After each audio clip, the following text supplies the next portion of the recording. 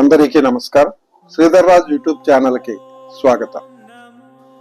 వైష్ణవ భక్తులైన 12 మంది ఆళ్వార్ల యొక్క పాసురాలతో నలైర దివ్య ప్రబంధంలో కీర్తించబడిన విష్ణువు యొక్క వివిధ అవతారాల్లోని 108 ఆలయాలను 108 వైష్ణవ దివ్యదేశాలంటారు. ఈ 108 వైష్ణవ దివ్యదేశాలే కాకుండా ఆళ్వార్లు తమ పాసురాలతో కీర్తించకపోయినా వైష్ణవ సాంప్రదాయాలతో దివ్యదేశాల వంటి గొప్పతనాన్ని కలిగి ఉన్న అత్యంత శక్తివంతమైన 108 విష్ణు ఆలయాలను గుర్తించారు.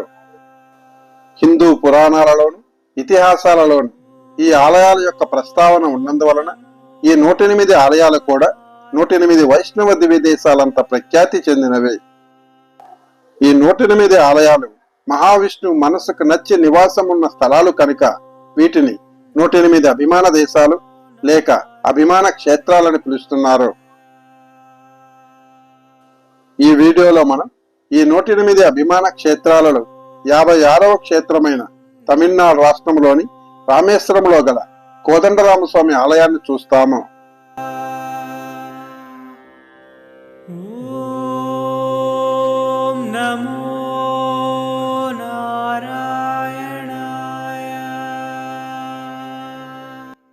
ఈ ప్రాంతంలోని రావణాసురుడి సోదరుడు విభీషణుడు శ్రీరాముడిని శరణ కోరారు. శ్రీరాముడు విభీషణుడిని లంకకు రాజుగా ఇక్కడే పట్టాభిషేకం చేశారు.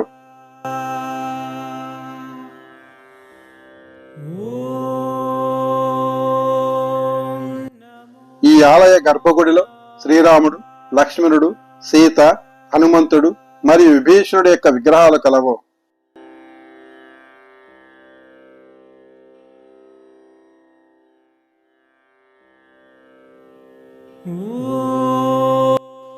ఈ ఆలయము రామేశ్వరం నుంచి ధనుష్కోటికి వెళ్లే మార్గంలో సుమారు 12 కిలోమీటర్ల దూరంలో ఒక చిన్న ద్వీపంలో కలదు. 1964లో ధనుష్కోటిని ముంచెత్తిన తుఫాన్ నుండి ఈ ప్రాంతంలో బయటపడిన ఏకైక చారిత్రక నిర్మాణం ఈ ఆలయము. రామేశ్వరంలో గల అనేక ప్రసిద్ధ పర్యాటక స్థలాలలో ఈ ఆలయము కూడా ఒకటి. ఈ ఆలయ గోడలపై రామాయణ కథను వర్ణించే అందమైన చిత్రపటాలు కలవు. ఈ ఆలయ సమీపంలో శ్రీరాముడు భృంగి మహర్షి ఆశ్రమంలో కొంతకాలం గడిపారు.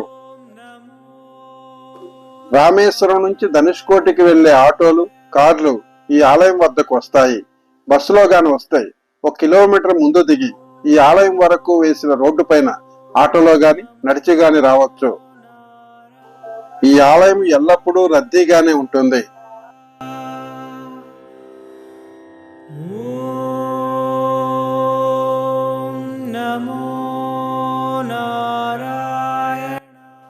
రావణాసురుడు సీతామాతను అపహరించిన తర్వాత రావణాసురుడి సోదరుడు విభీషణుడు రావణుడి యొక్క ఈ చర్యను వ్యతిరేకించాడు. అతని సలహాను రావణాసురుడు వినలేదు. దీని ఫలితంగా విభీషణుడు లంక నుండి పారిపోయి రాముడి యొక్క సైన్యంలో చేరారు. రావణాసురుడిని సంహరించిన తర్వాత రాముడి ప్రదేశంలో విభీషణుని లంకకు రాజుగా పట్టాభిషేకం చేశారు. ఈ పురాణ కథ ఆలయ లోపల గోడలపైన చిత్రాల రూపంలో కలదు. స్వామి వివేకానంద తన చికాగో పర్యటన తర్వాత రామేశ్వరానికి వచ్చినప్పుడు ఈ ఆలయాన్ని సందర్శించారు.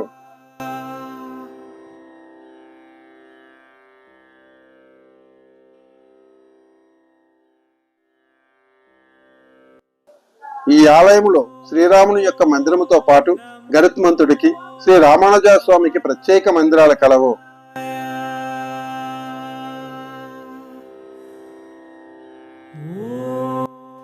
ఈ ఆలయం ఉదయం 7 గంటల నుంచి సాయంత్రం 6 గంటల వరకు తెరిచి ఉంటుంది.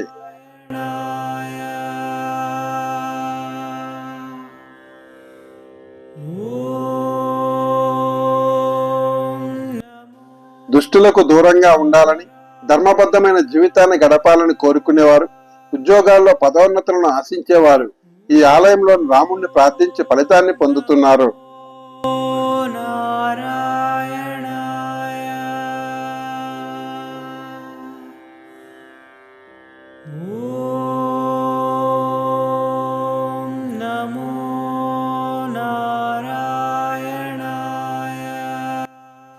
అత్యంత ప్రాచీనమైన ప్రసిద్ధి చెందిన రామేశ్వరానికి సమీపంలోని కోదండరామస్వామి ఆలయాన్ని ప్రత్యక్షంగా దర్శించి ఆ ఆలయ విశేషాలను మీకు అందించడం దైవ కార్యంగా భావిస్తూ మీ